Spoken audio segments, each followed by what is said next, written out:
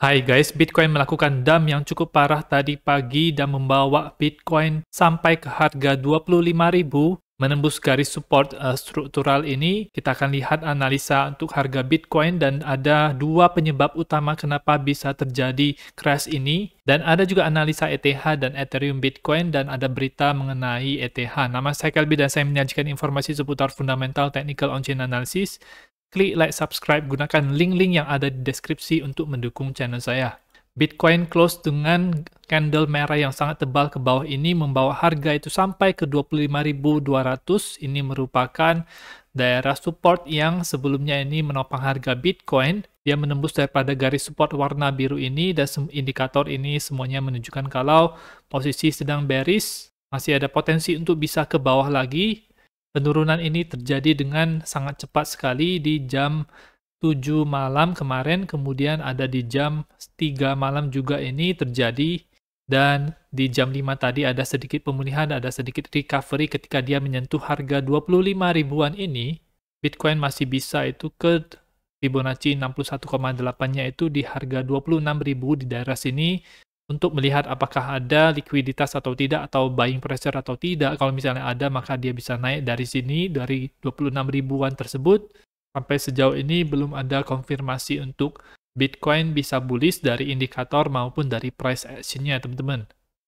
Harus ada pola yang terbentuk, seperti pola reversal di time frame yang lebih kecil, terbentuk agar kita bisa tahu lebih besar peluangnya kalau Bitcoin itu bisa berbalik arah. Dan kalau kita melihat untuk bull market support band, dia menembus bull market support band ini. Kalau misalnya minggu ini close dengan jelek ya teman-teman, di bawah daripada 27.800, maka itu akan buruk sekali karena ini merupakan close pertama di bawah bull market support band ini, dan mungkin adalah tanda di mana Bitcoin itu bisa dibawa ke harga yang lebih rendah untuk beberapa bulan ke depan ini ya teman-teman. Jadi ini adalah tanda awal kalau ada sell off yang besar seperti ini, itu mirip sekali dengan yang di tahun 2019, dan potensi untuk terjadinya pump di bulan ini juga sangat kecil sekali, ditambah lagi dengan bulan September itu yang biasanya itu sangat bearish ya teman-teman.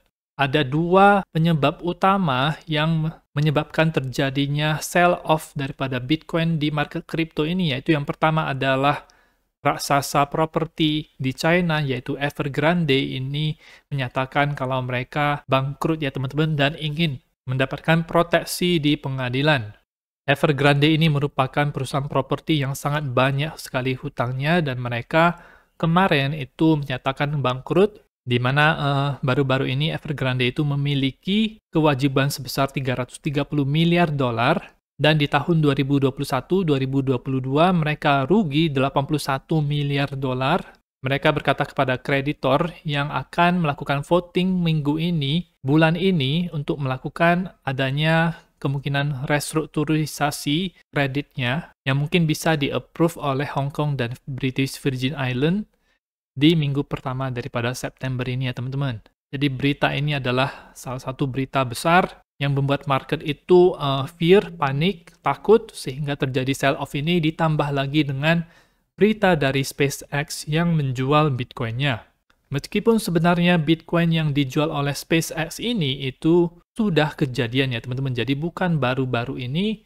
Dituliskan kalau ada sejumlah 373 juta dolar Bitcoin itu yang dijual di tahun 2021-2022.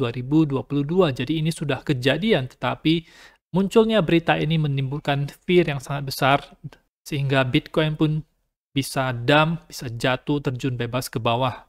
Ada analisa menarik dari penal kripto, Elon Musk atau SpaceX jual Bitcoin. Apakah tepat ini adalah salah satu narasi penyebab Bitcoin turun subuh ini? Ya dan tidak, tetapi kemungkinan besar ini tidak.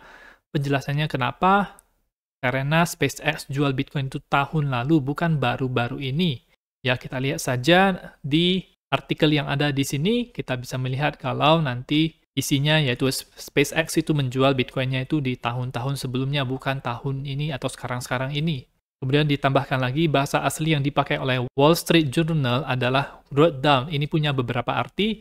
SpaceX memang beneran jual Bitcoin, atau SpaceX hanya sesuaikan nilai Bitcoin milik mereka dalam pembukuan mereka.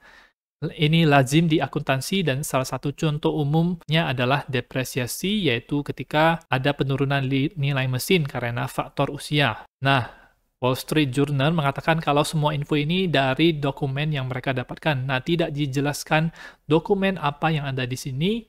Jadi drop Bitcoin bukan karena beneran dijual, semua beritanya ini bersifat lagging. Sudah terjadi, tetapi efeknya itu baru sekarang-sekarang ini.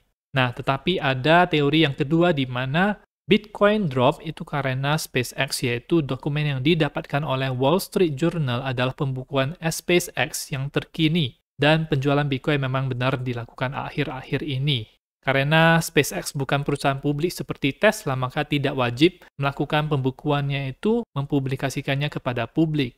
Kalau misalnya ternyata benar, maka Wall Street Journal ini yang salah pakai kata di dalam artikelnya. Dump utama Bitcoin ini terjadi di subuh pagi ketika market sedang sepi-sepinya.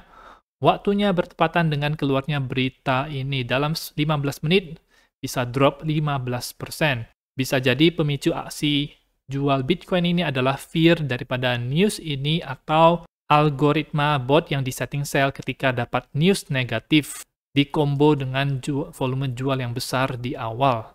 Bukan hanya itu saja, tetapi di pasar futures juga kita bisa melihat data kemarin, open interest itu cukup besar dan funding rate itu juga dalam posisi hijau, di mana banyak orang yang ngelong. Jadi ketika harga itu cenderung sideways di sini, orang berpikir kalau ada peluang yang lebih besar di sini itu akan terjadi pump ke atas karena harga juga sudah melakukan pola yang korektif cukup lama sehingga banyak yang ngelong, dan itu kelihatan di data futures tersebut. Itu juga merupakan salah satu motivasi daripada whale untuk memanipulasi wallet dan dibawalah harga Bitcoin itu ke bawah. Harga ETH sendiri juga mengalami dump yang serupa seperti Bitcoin, di mana hampir menyentuh daerah garis warna merah, yaitu support yang ada di harga 1527, tetapi dari situ bisa naik close di harga 1683.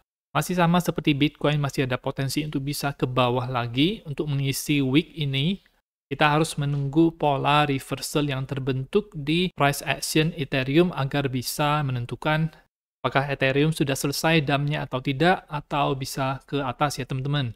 Sampai sejauh ini sih belum kelihatan pola reversalnya, masih sama seperti Bitcoin karena di time frame 1 jamnya ini juga belum selesai pembentukannya.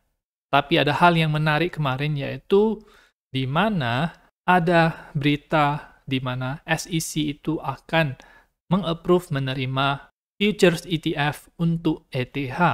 Jadi ini adalah berita yang tiba-tiba dimunculkan di dini hari tadi ketika dump ini berlangsung, dan ini membuat harga ETH itu juga tiba-tiba bisa langsung naik dari daerah sini sampai ke atas, di mana dari berita ini memberitahukan kalau akan ada futures ETF ETH yang pertama.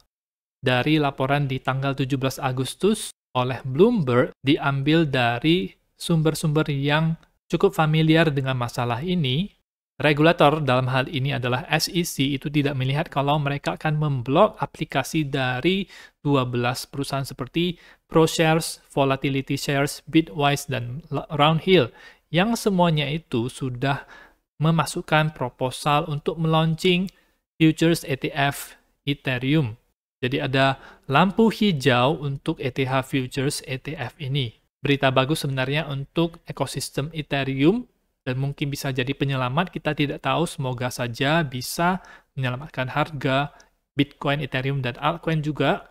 Nah, tidak jelas ini kapan itu akan di-approve-nya oleh SEC, tetapi dari beberapa official terindikasi kalau proposal ini itu akan diterima di bulan Oktober ya. Dan kalau kita lihat bulan Oktober itu adalah bulan yang bullish untuk market crypto, dan mungkin ini bisa kembali menggairahkan market crypto ya teman-teman.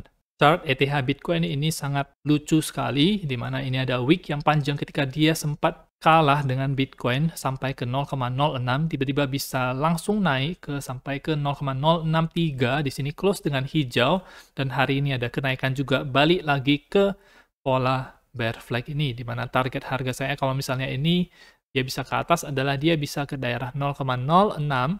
Di sini mungkin bisa terjadi sell off, terjadi perlemahan Ethereum terhadap Bitcoin. Dari indikator perlahan-lahan berubah menjadi bullish baru di RSI saja. Untuk MACD sudah terjadi bullish crossover dan harus berada di atas nilai 0 di sini. Dari segi market futures untuk ETH sendiri, ETH telah menyentuh zona likuidasi terbesar yang telah terbentuk selama beberapa bulan terakhir ini. Jadi dari beberapa bulan ini, kemudian harga ETH menyentuh ke daerah 1.500. Zona likuidasi ini sudah tersentuh, banyak posisi long yang terlikuidasi karena adanya dam yang ada di sini. Kita lihat kalau ini posisi 1.500 ini terbentuk dari bulan Juli, dan di atasnya itu ada zona likuidasi yang cukup besar lagi di daerah di atas 2000-an ya teman-teman. Kita akan lihat dulu untuk pergerakan ETH selanjutnya apakah bisa membuat pola reversal di time frame yang kecilnya. Kalau misalnya ada, maka ini akan bagus untuk ETH dan bisa terjadi recovery juga untuk altcoin, dan Bitcoin juga berpotensi hal yang sama. Itu saja untuk informasi pada video kali ini. Semoga bermanfaat. Teman-teman bisa dukung channel saya dengan mengklik like, subscribe, gunakan link-link yang ada di deskripsi, dan nantikan video saya selanjutnya.